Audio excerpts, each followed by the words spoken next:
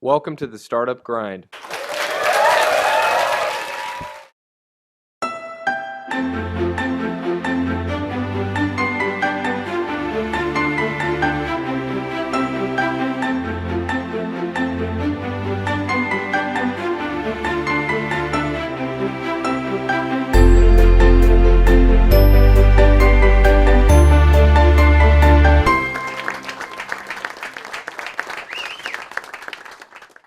Thank you for joining us, Moshe. Thank you for having me, and thank you for embarrassing me in the entrance. Yeah, this is something we usually do. It's Can you hear Moshe? Yeah? Okay, great. Okay, cool. Usually we start with some personal questions. Okay. Okay? Yeah. So it's not heavy, it's very light. So we met before, so we know some things that you don't know yet, but you're going to know everything about Moshe when we finish. Moshe, where did you grow up? So my father was in the military. So until the age of 12, I passed between different military bases in the south, Ramon, Ovda, Hatzerim. And then I moved to Meitar, which is, I don't know even how to call it in English. It's like a city village, I don't know, Yeshuv, next to Beer Sheva.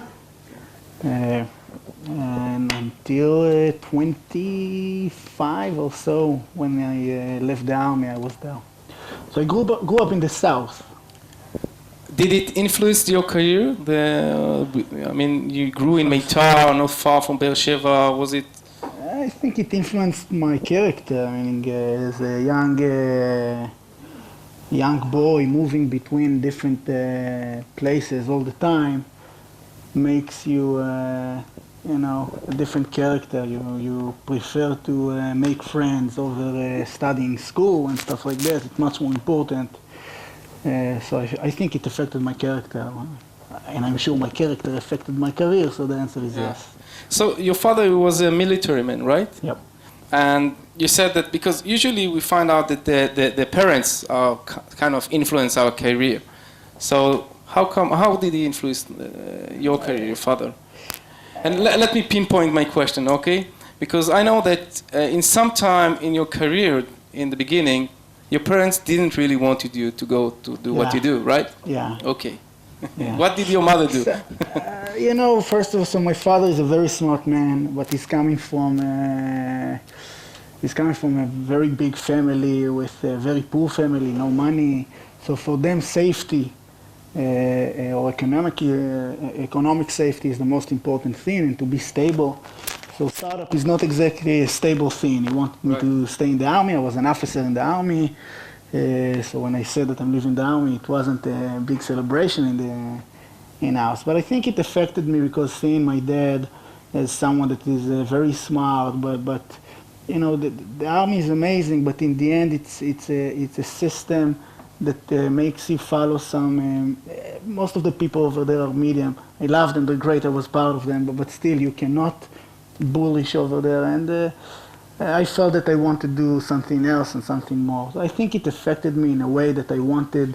I don't want to say something. I didn't want to be like my dad because he's great, but I wanted to be different. Okay, so there was one thing in the army that you did affect the first startup that you did. That was the big project stuff. It affected me to leave the army. Right. So I was 7 years in the army, 4 years בקבע. הייתי מ"פ, company commander. So before I was, you have this big distance and you think that the Magad is a god basically, and when you become company commander, you become very close. You see different stuff than what you see before. But mostly affected me to leave the army was actually a project that I did. It was a project called RSS, but not RSS as you know it, but resource sharing system between different military equipment needs. So I developed some kind of a system that allows different units to exchange equipment instead of buying it, and this actually saved in projections. I left the army a year later, but in projections it saved the army around $60 million. So they gave me like $5,000 Whoa, sorry for that. The army gave him $5,000. Yeah, 20,000 shekels. That's nice. You see, you say it's nice, but Right. I say... I was a commander. I got like 4,100 shekels per month. Yeah, no, Yeah. that was one time, you know. So I got this ma'anak, and then I decided, you know what, I think I can do better. Yeah. That was one of the triggers to leave the army. Okay, that's great. And then you left the army, and it was something about your first passion, which is, I guess, about soccer, right?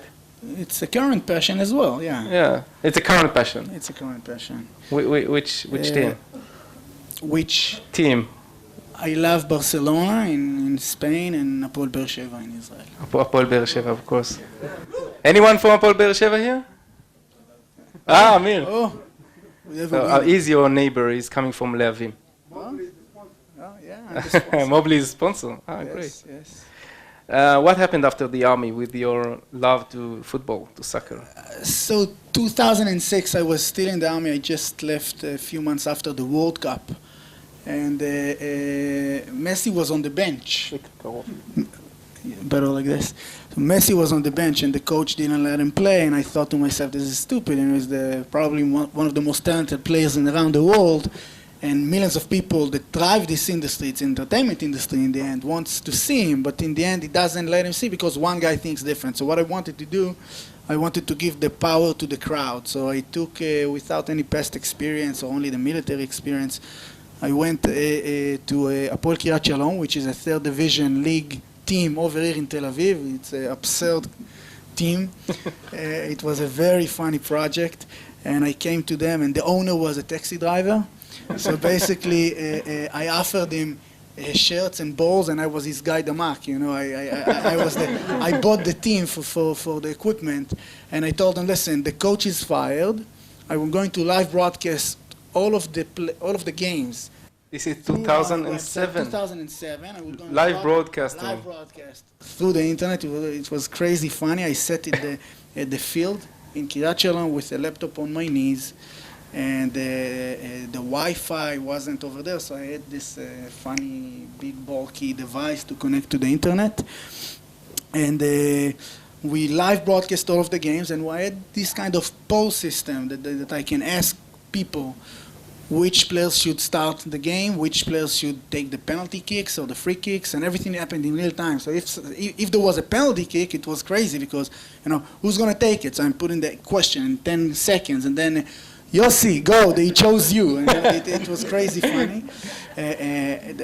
Even the funnier thing, after we've done all of this, there was nice noise, and Nike came, and Arutz Sport, the Israeli Sports Channel came, but we forgot to bring players. All of the players was like truck drivers with big tummies, and it was a very funny, fun project, which... But the numbers were amazing, right?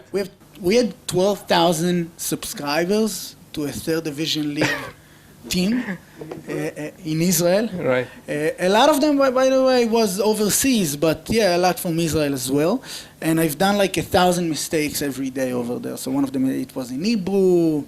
I did it in Israel. I've done so many mistakes over there, but it was the best school ever, you know. So sadly, the company was closed a year and a half later in 2008 because of the economic crisis. A lot of the term sheets that I had from different investors was pulled because of the situation, and the startup was closed. And that was some poor times for a lot of people. Yeah. And your parents, they probably wanted, I'm going back a little bit because your parents, you told me, they wanted you to go to study, you know, they wanted you to go to do the BA, right? Did you go? Did you finish your BA? No, I didn't finish any BA. I was, like I said, from school to the military, 7 years over there, left the military, didn't take a day off until now, and just went from one startup to another, to consulting, to online marketing, never studied. And then your girlfriend, she left you. Actually, I left her. Usually it's the opposite, but the story is a bit different. After the first startup, I did a lot of consulting. So in the first startup, it was a very lean startup. We raised like $400,000. and my salary was like 5,000 shekels for a year and a half. So I basically lived in Tel Aviv and burned all of my savings from the military. And then that startup didn't work out. So I moved to Rishon LeZion to a basement because I didn't have any money. And I did some consulting to different startups, which was funny because my startup was failing. But I did some consulting to different startups. And suddenly I started to make like 20,000 shekels a month, which I was very happy about. I think I'm crazy rich. And the first speaker that you had in Landenberg, which by the way, I'm part of the investors in Infinity, Inon had a very nice chapter with me. I consulted to like 12 or 13 different startups, and I was so excited, but I couldn't really deliver because, you know, no matter how hard you work or how good you are, if you're dividing yourself to too many things, just in the end people are simply disappointed from you. So I came to him and he virtually slapped me and said, you know what, just leave all of them, dump everything, choose one, try to focus and see what happens. And focus is important. Focus is super important. It's a super important, but you know, you can do a lot of stuff if you have a lot of resources with you. But if the only resource that you have is you, then you need to focus. And then, you know, I needed to say bye-bye to my 20,000 shekels revenue every month. And I went to my girlfriend back then. I said, I'm back to the startup game. I'm leaving everything. She said, listen, you got to be a lawyer or something. Stop doing this shit. So, and then we broke up. Oh, right. And then I focused on Mobli. And thank God, you know, it was right. Yeah. So Mobli, tell us a bit about Mobli. And what happened in with 2010, I think, when Instagram came into market, 2011. Yeah. Not everybody know Mobli, so just like 60 seconds about Mobli first. Yeah, so Mobli is a photo and video sharing platform. Basically, today it's very easy to explain it by saying it's very similar to Instagram. When I invented it, it was 2009. I went to a music concert, an Israeli singer, Aviv Geffen. I sat at the back of the concert hall. I could barely see the stage. What I have seen was like, I don't know, 200, 300 hands holding their phones, taking photos and videos. I remind you, in 2009, the iPhone wasn't in Israel. The most popular smartphone in Israel was Nokia N72. And basically my sister texted me, I wish I was there. And I thought to myself, why couldn't she be there through the eyes of different people? We're taking photos, we're taking videos, there's GPS on it. What's the problem? Let's try to connect it. And then, you know, during the show, I didn't even listen. I was constantly thinking that basically if you think about it, people take photos and videos anytime, anywhere. So potentially we have eyes everywhere. What I wanted to do is to create this kind of visual search engine that will connect the eyes and enable you to see whatever you want to see. It was 2009 and I couldn't raise a dime, so I just put it in the drawer until Inon slapped me. It was the end of 2010. So it started as a visual search engine. The problem was that Instagram wasn't exist back then, and no one did location tags over the visual layer, over the photos or the videos. And chapter one was building the database, so I will have something to search. So we started as a social network for sharing photos and videos. When we started it, as I said, Instagram wasn't available. But during the development, we had a tiny office in Petah Tikva, and during the development, somewhere around the beginning of 2011, Instagram was out. And it was a very interesting junction for us because we looked at Instagram and we looked at what we had, and it was kind of similar. And the question was, should we hurry up and launch quickly? Or should we wait, do it in the phase that we thought should be and with the features that we wanted to show and to do? And my decision was... this is before you continue. This is something very important to understand because a lot of people, entrepreneurs, they have the same, the same problem. You have your product, and then you see something else somewhere, which is kind of the similar, and then what happened? Do you finish? I mean, you say okay. No, you didn't, right? So the decision that I made was to wait and to finish it in the way that I wanted to. Now, it's very hard to judge because maybe if I didn't wait it, maybe I was Instagram. Maybe. I can't really know. But the fact was that when we launched, Instagram already had over 1 million users, and they were pretty well known, and they caught the mass market to begin with. So in the US. In the US. In the US. In the US, but they were spreading around right. very fast, and from a point that we had a better technology up to this day.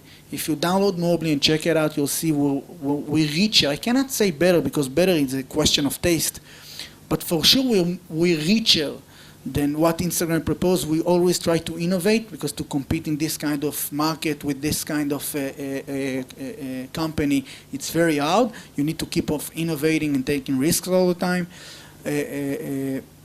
But thank God, I'm very happy from where we are right now. And we thought about it and we said, you know what? In the Olympics, you're running for gold. But in business, it's not about gold or bronze or silver, it doesn't matter.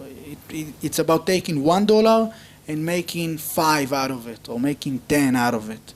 And the world is huge. So we asked ourselves, wait a second. So Coca-Cola is the biggest. Does that mean that the owner of PepsiCo is not happy?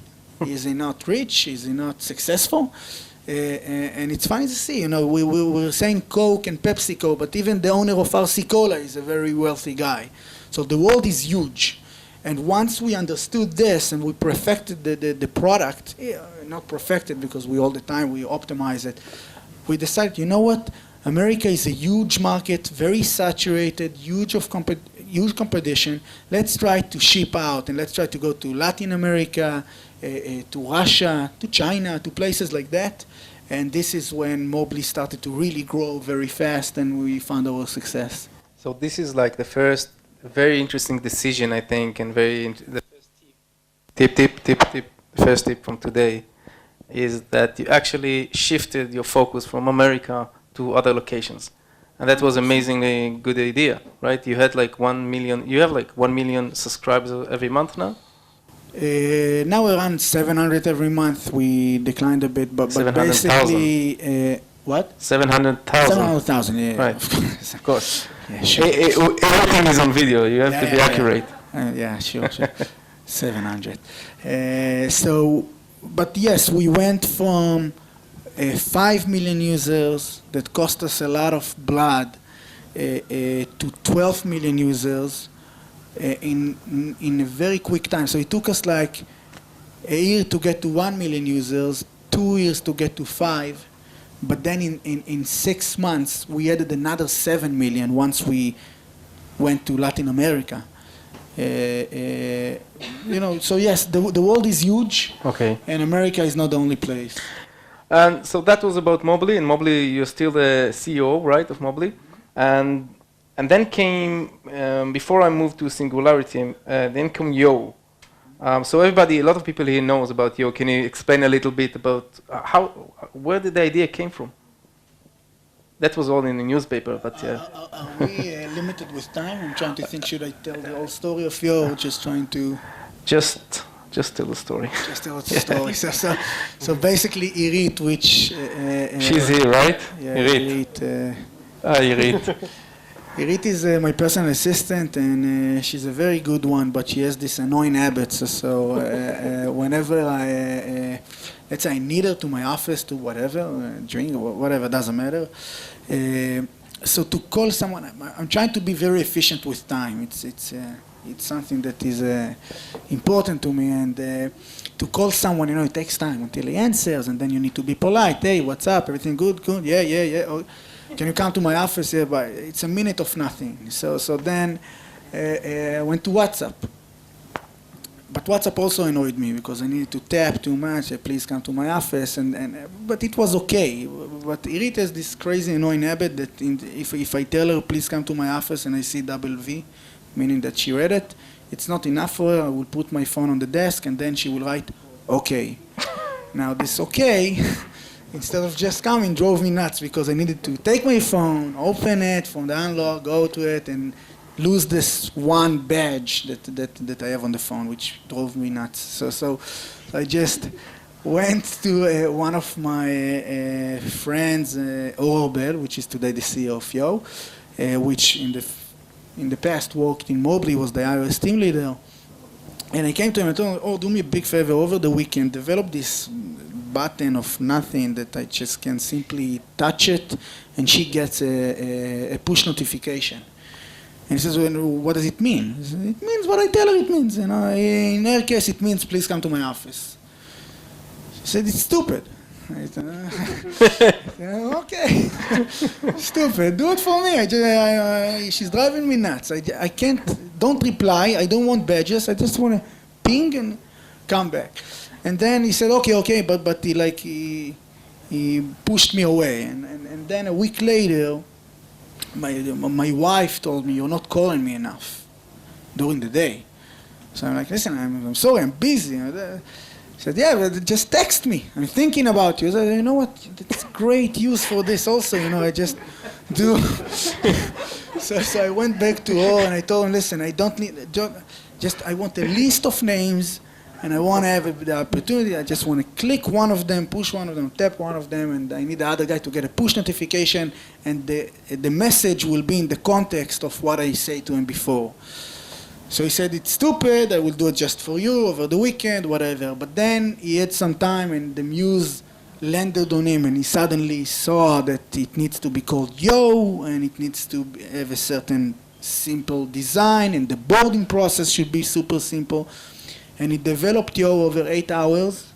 The first bug of Yo was amazing. It was an app that sends only Yo, but the first bug was that he didn't send a Yo. But then the second version worked, and what did he do? Did it send anything? No, magic. He did magic, and then you know we got. But you know, but it was amazing. He just came.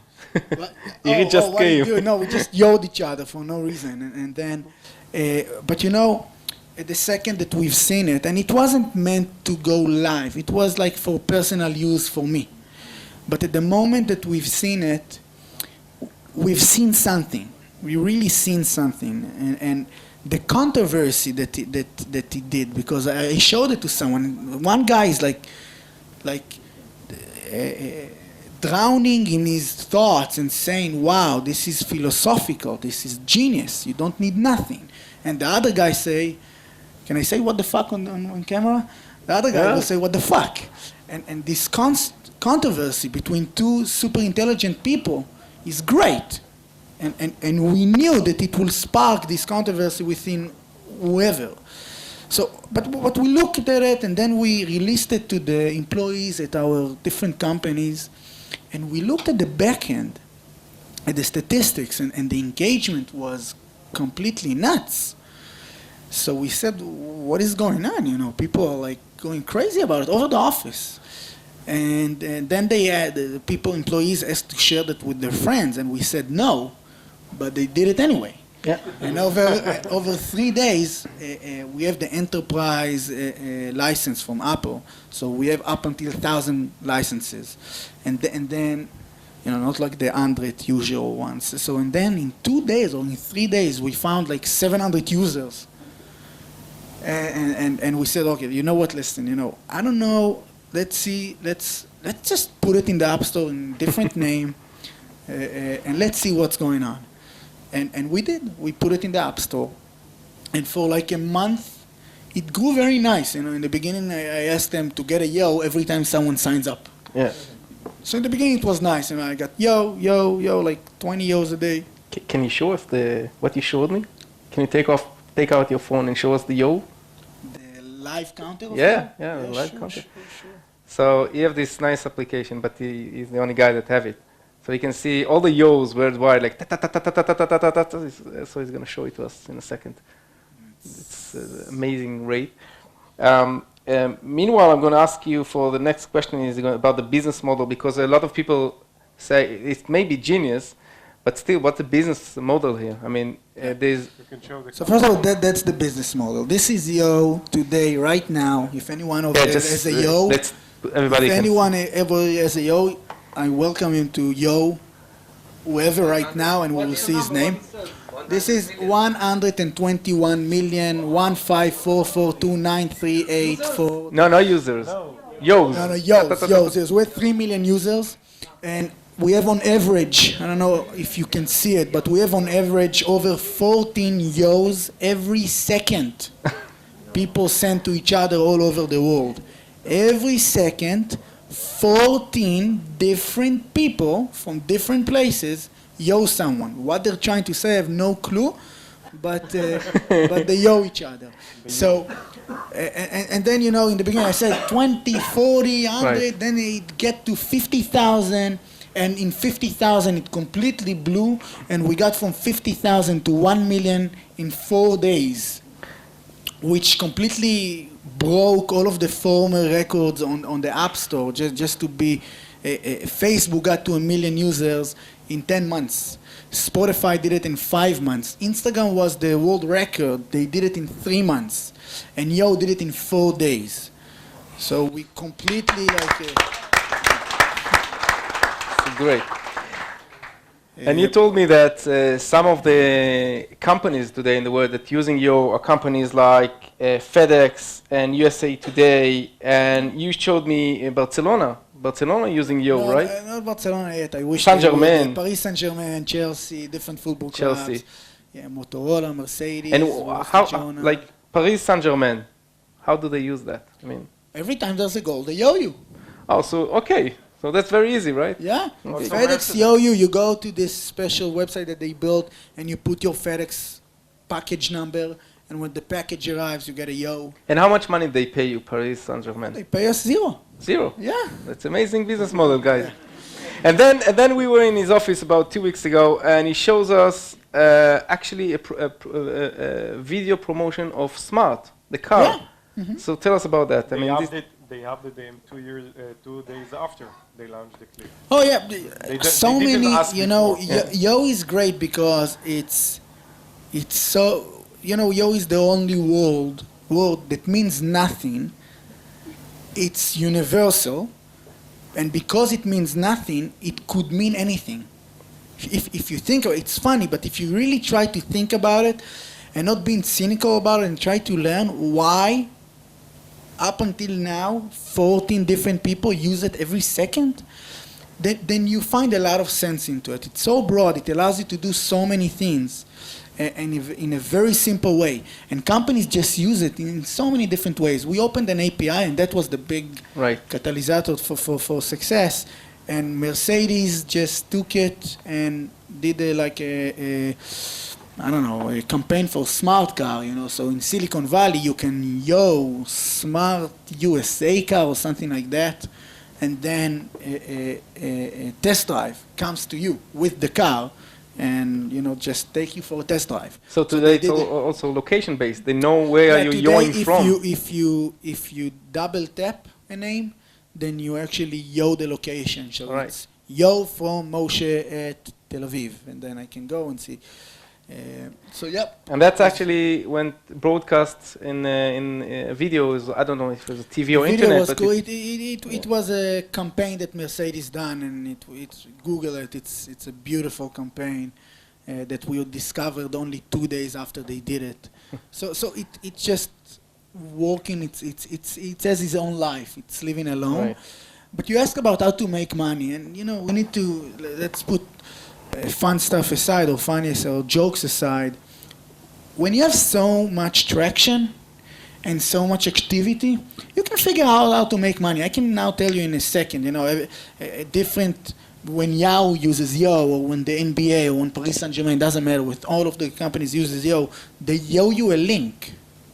You just simply, let's say Yahoo, they will Yo you when there's a breaking news, or CNN, all of them use Yo.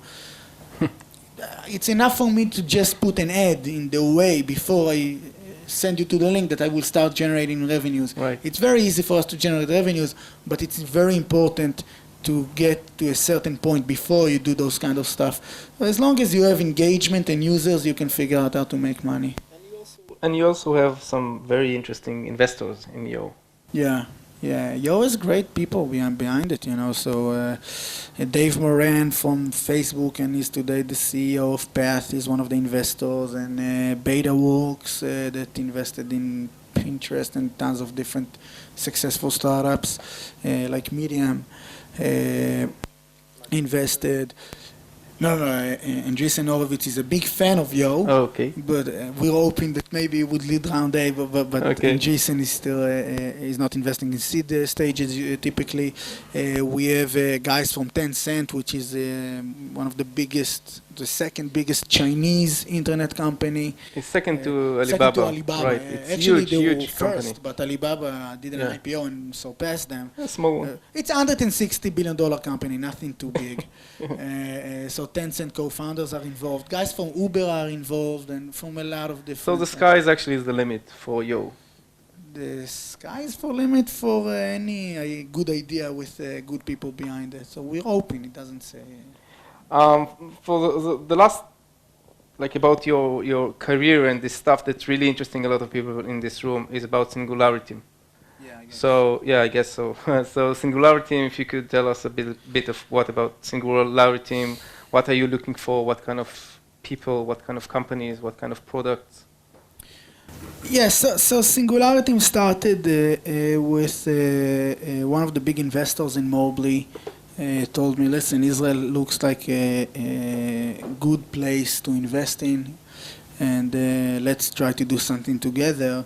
And as you see, I'm not a typical banker, so I'm trying to approach things in the way that I see them, and try to analyze why things work as they are. And when I look at the VC industry, I have a lot of respect for all of the good people that are involved in them, but a lot of the VCs in Israel has a lot of issues with the way it's structured. A lot of the money coming from pension funds. When money comes from pension fund, you have like a book, like a huge book of to do and not to do. And they call it in Israel Keren on Sikun, but the Sikun is far away. Risk is like it's a risk venture, but it's so far away from what they're doing. And it's not because they don't want to, it's because they can't. And when I analyzed that, I said, typically as an entrepreneur, what I see is that you have a good idea. What's important is to have a good idea in a big market, but even more important is to have the right team behind you. Right. Everyone say it, but that's actually, it's really the 70% of it. Some people will tell you 95% of it. I think that idea do count something. But I said, what, if there's a great team with a great idea, what they typically do is they will go to an angel investor. And a great market. In a big big market. Market. Once they have this, they will typically go to an angel investor, which will typically invest 50 to 150, maybe 200, where the big angel investor will, over here in Israel, will invest. And then, those guys, they take a small office, they put the logo on the door, they do T-shirts with the logo, and they take a secretary, 3 developers, boom, the valuation is 5 to 10 million. So he said, what, let's try to skip this stage. If I see someone that I believe in his ability to execute, and I believe in his market and idea, let's just do seed and round A all together. I will invest $1 million or $2 million, take a bigger chunk at the beginning, but take a lot of the risk out of him also from being able to raise money at those stages, which could be crucial because it's so, a lot of again, I don't know VCs in America, but VCs in Israel, typically deals take long. They take, 3, 4, sometimes 6 months. Startup can't live 6 months in the seed stage, it could die. So you need to be very quickly. So we're trying to do it, that's our approach to it. And I also told you, I'm an entrepreneur in my soul, so the statistics that someone that is answering all of my criteria, being in the right market, with the right idea, with the right team behind them, is not so good. So in order to try to make it better, we also do a lot of incubation. So if we will find a great team, we will offer them. We'll tell them, listen, you know, we love this industry and we're looking to do things in this. So we're trying to, sometimes we add on people and trying to incubate companies together. But this is our approach. Over the last year, we invested $67 million in Israel, very quietly. Wow. $67 million. Yeah. That's nice. That's a lot of working people, right? It's a lot of work for a lot of people, but it's a lot of value that's being created. Yeah. But the amount is more than 65 with your friends so I'm and saying the other investors. Yeah, so last year, which is actually this year, we invested 67. Now we have a new fund. This fund is a $100 million fund. We also doing, when a company needs bigger amounts of money, like 10 million, 20 million, our sweet spot is around $1 million to $3 million. This is what we feel comfortable with. Anyone looking for $1 million to $3 million in this room? Okay, only 7. That's not too much. You can find Moshe. That's our sweet spot. But when companies need like more than that, like significant, 10 to 50. So our LPs, and that's I think one of our also strength in Singulariteam. Our LPs is not pension funds. Those are people from the industry, very wealthy, very successful, with a lot of connections in different parts of the world. China, Russia, Latin America, USA. And then we're trying to, when we do an investment, we're trying to leverage their connections and their ability for the benefit of the companies, of course. And we also do following rounds. So, for example, StoreDot, which I don't know if you heard about StoreDot. It's one of the most exciting companies I know. It's actually a chemistry company that developed a new species of battery that can charge up your phone from 0 to 100 within 30 seconds. Oh, I thought 30 minutes, 30 seconds. No, 30 minutes, 30 seconds. So this company is... And then it blows. No, thank God, it didn't. Wow. I hope it doesn't. So we were the first million to get into this company, and now the company did a round B, a $42 million round. Roman Abramovich invested 10, and the rest of the 32 we arranged through our different LPs as a co-invest round. So we know how to do a $30 million round. We know how to do a $1 million round. Our smallest investment was $250,000. And you told me, you told us about a $2 million investment you did in like about a few days. 10. No. Yes. He didn't want to. Yeah. Well. It's not. It's not for public. No, it's not a question of. I told him that we've done a $2.2 million investment over 48 hours, but I'm not saying it to be like we're very fast. It's not to be very fast. Could mean a lot of bad things as well. So we're not just throwing money. This unique opportunity with a unique company at a unique time caused us to make a decision very, very fast. We make decision fast. That I can say. Yeah, but a lot of companies are not capable to do that. Right. You're more flexible. We are much more flexible, and yes, usually even the big VCs they usually make the decision very fast, or 70% of the decision, or 80% of the decision you make actually in I think like 10-20 minutes. When you meet a company, you have the first direction of where you want to go with it, and this company was right at the point, and if we wanted to seize the opportunity, we needed to wire the money quickly, and we can do it. So if any of these guys in this room or anyone watching the video would like to meet you, what the sectors that you are looking at today with Singulariteam? What kind of technology are you looking at? Yeah, so we're very bullish about fintech. Fintech is something that is interesting for us. This year is around 50% of our focus. We want to shift to fintech. We like to be pioneering in industries like robotics, augmented reality, virtual reality, artificial intelligence, big data, those kind of industries. We also have a lot of experience. My experience is a lot from consumer, internet consumers, so companies that from this space, we have a lot of added value for them. So we're trying to see these kind of companies. So ended up, I said basically almost everything. Okay. But that's the truth. When the team is great and the market is great, so we want to be there. The way to approach us, we have a website, which maybe you can post a link in your Facebook page. And over there, there's a before I see something, there's a group of very smart people, smarter than me, that looking in the companies and filtering them and then in the end telling me, I think you should see A, B, C, D, E.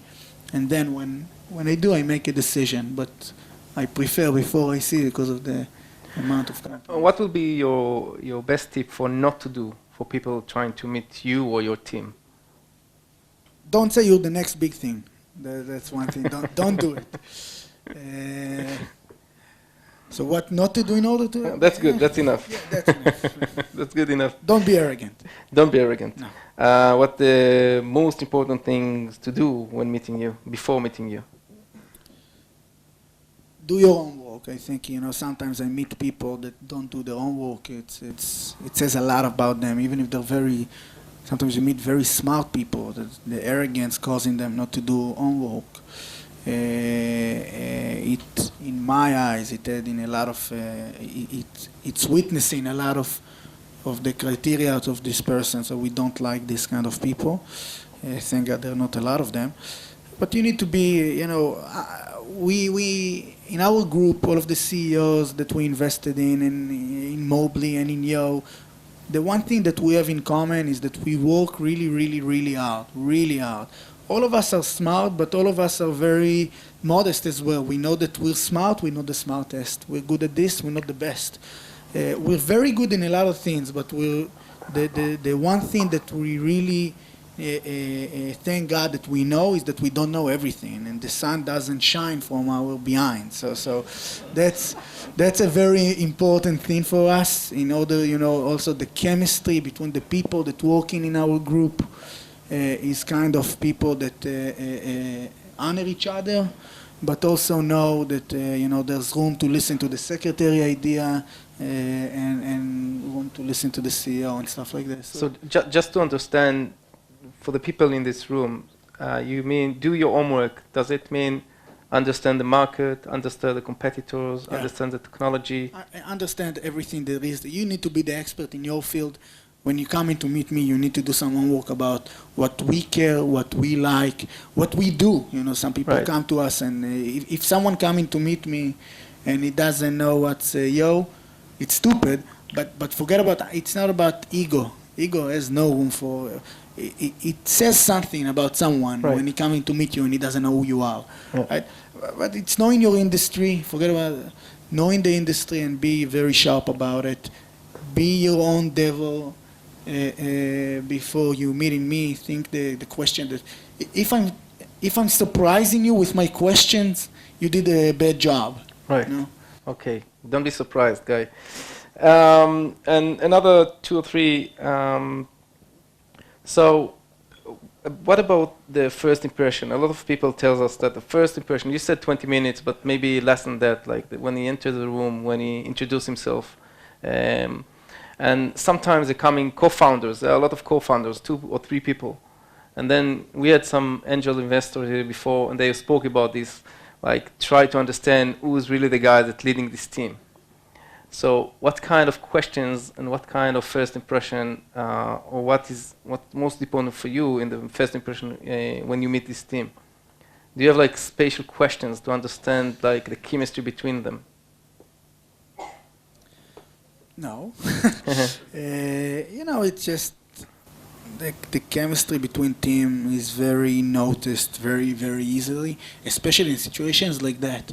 Some people feel that they need to show and then they actually win. It's very easy to notice. I think that the best tip, when you go few people in a meeting, then you need to be very well organized before who's saying what and why. And ego should be outside. A lot of the times people report on, the CTO wants to talk about the technology and this guy wants to show his part. It's not really important. What's important for us when we meet companies is to understand that the team is professional, to understand the market, and basically that's it. You're not looking for much more than that. You want to see very professional guys, or if you don't have the answer, that's also something that we're getting a lot. You know, we're asking a question and the guy doesn't know the answer, and instead of saying, you know what, that's a good point, I need to think about it and come back to you, he's just making up stuff. It looks very bad. It's very, if you think you know everything, it's very bad. And I think for companies like this, just come very pure and easy. Those are the best pitches, you know, very quick ones. That's amazing. This is exactly the same what Gigi said here last time. If you don't know the answer, just go back home, do your homework, and come back with, you know, with the answer. If you don't understand, just don't mumble about it. So this is very interesting. The most important 3 tips for entrepreneurs that trying to look for funds, for investment. Be optimistic. We cannot live without it.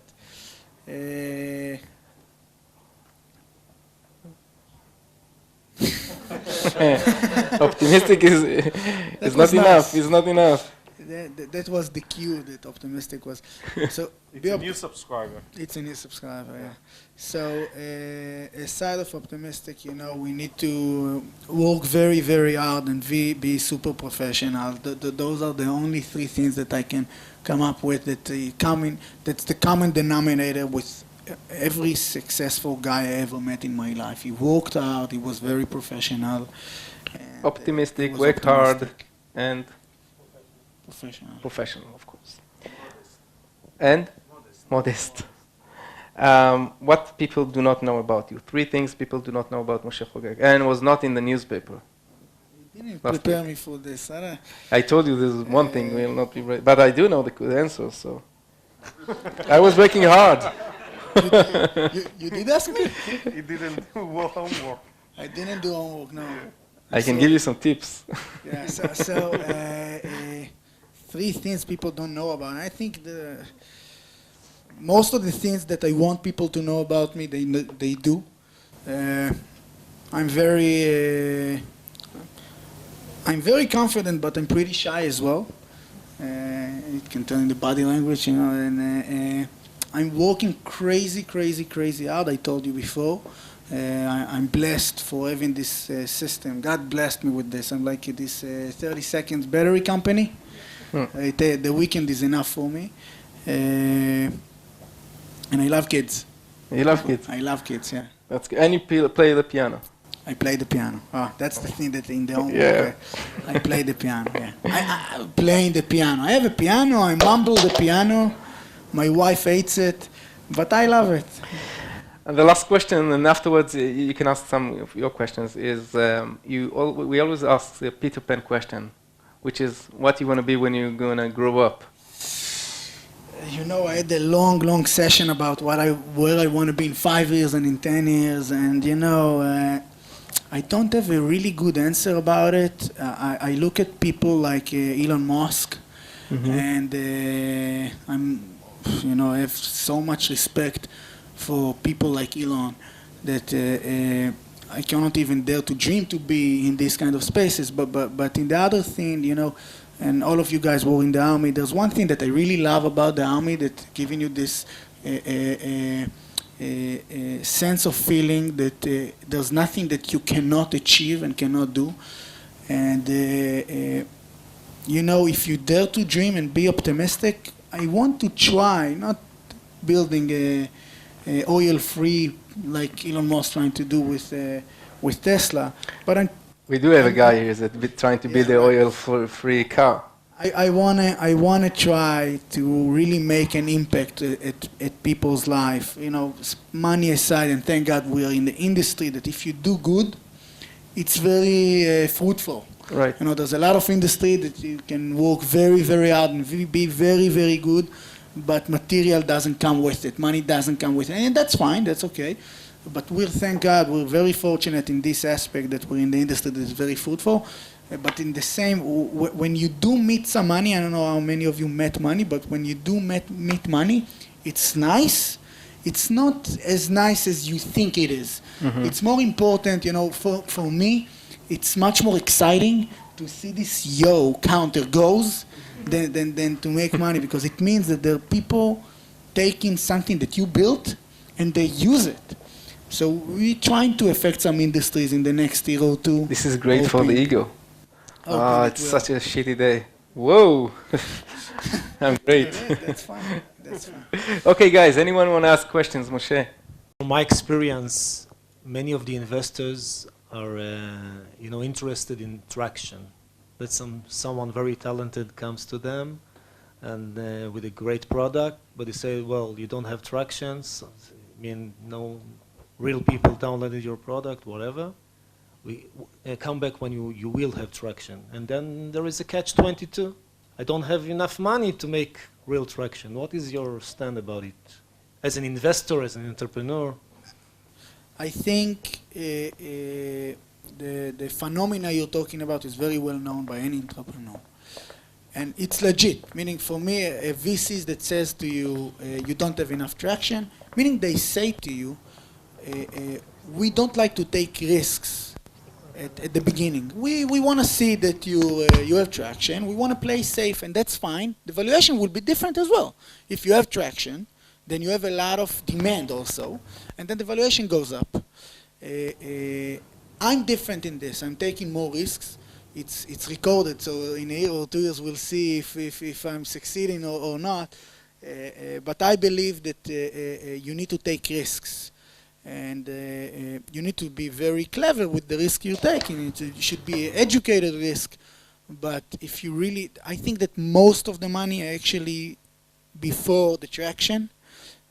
Our philosophy is to come before the traction, to try to identify if there's going to be traction in this product, and then invest. Then we have a bigger cut.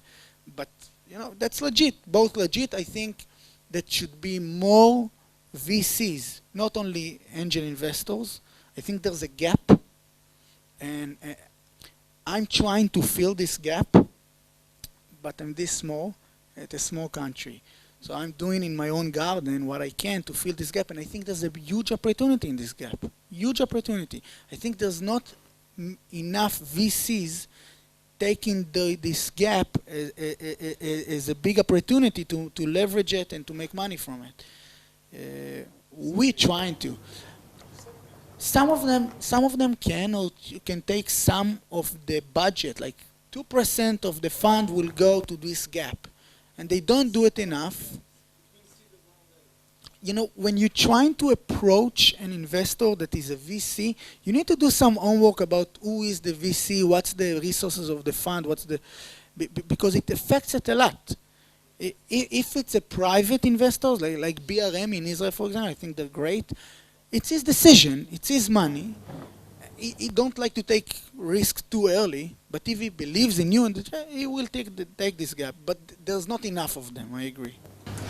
My question is, when do you know if it's a good time for you to take an investment? Because there are always two options. You can either grow a bit slower but be more independent, and on the other hand, you can bring an investor in and then have the option, like maybe related to what we were just asking, to grow much faster. But then on the other hand, you are maybe sometimes it's not like the best decision to bring another person in at the very early stage of the company. We had it in different companies at different times. I think that for people that don't, if it's the first time that you're raising money, if you don't have money in the bank, I think it's smart and safe to say that you raise money when you can, not when you need. When you need to raise money, you raise when you can, not when you need. So my best advice is when you raise money, try to do it. In the end, the dollar is a dollar. If you can take it from people that have added value, I know it's like a move on for granted. But I see a lot of startups taking money from unprofessional investors. And when I look at the poll statistics of the success rate of startups, I think that a lot of it is because misguidance and stuff like that. It needs to be like, let's say, I've seen a company great idea, huge market, very,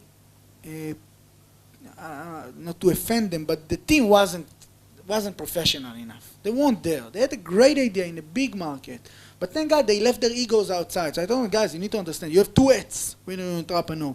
One time, you're a shareholder in the company. Second time, you are employee of the company.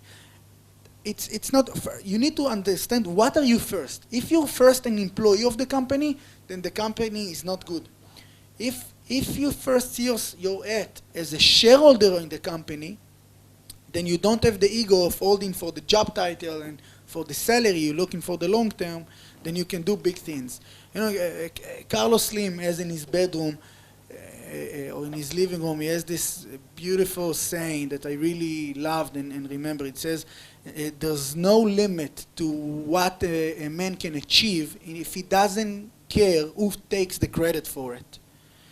And that's beautiful. And I think that when a startup in this kind of cases, like with this company, for example, we told them, guys, listen, we love your idea, we love the market, let us bring our own team to work with you. And they did, and we invested. The same, by the way, the same happened in Mobli. You know, when we started Mobli, you know, it started like I wrote a Facebook status. I'm looking for an iPhone developer and for a PHP developer. This is how I started. So the first guy that answered, I went and I met him, and I introduced my idea, and he liked it. So I told him, listen, money I don't have, shares I do have. I'll give you shares. And you'll be the CTO, and you'll be the VP R&D, and you'll be the this and that, and everyone had big titles with no employees. Okay? But there was a point that we said, wait a second, are you really VP R&D? Or are you just a developer? Are you really a CTO or not? And it's a very hard point. You know, it's fine sitting in this room. Some of you can relate to it, some of it no. But it was, at the moment, now we laugh about it, but at the moment it was a very hard decision. But we took it. And today they need to understand that first of all, they're shareholders. The money will come from the shares, not from the salary. And once we understood that and we did the shipment, thank God, the company raised. I don't know how I got to this from your question. This is something I need to ask myself. But that's good, that's good. But you raise when you can. So, two quick questions. One of them, what is your sweet spot in terms of valuation? You say you come in early with higher risk. What do you like, valuation versus deal size? And have you ever invested in digital health or healthcare IT? So those are the two questions. So the short answer is yo. The bit longer version would be, usually I like to take the sweet spot would be taking around 30 to 40% of the company. So we're a bit aggressive, but we're taking high risks. And then when I answered your question, it was part of business ideology. It's not because we're Zionists, okay? So we're taking bigger risks, so we want to take a big cut. So that's our sweet spot. The other question was about health and IT. Actually, the $2.2 million deal that we've done over 48 hours was in this territory. So yes. My question is about app security. There's so many apps these days, like my flashlight app on my phone has access to my contacts and my, memory, USB memory. Do you think that app security and apps being creepy is an issue? Do you think that there's a market in protecting the consumer? Do you think there's going to be a backlash about that? One of the biggest investors claims, I don't want to mention his name, but he says that it's all bullshit of the press and that people don't really care about privacy. It's just a sexy word. Because in the end, when you look at the behavior of the users, you give access to everything. And by the way, the NSA don't really care about you, Yeah, they don't care about you. So depends. I think that in Android there's bigger privacy issues, but I wouldn't even call it privacy issues. I think there's, you said security, I think there's abusing issues that companies can take advantage over security breaches and do crazy stuff with it and make money in the way and make your life miserable doing that. That's an issue. if I think there's going to be a huge backlash, I think it's like waves. It's happening now and then. But then a day later, just people forget about it. So I think I'm trying to make a short answer, but I don't, my answer would be no, but it's not politically correct to say no. Thank you. You said that you are a fast and efficient venture capital, but people say that you are living in the past. The future is crowdfunding. Why people go to you? So first of all, crowdfunding is a very, very interesting space. Actually, it's a space we are very interested about to invest in this space.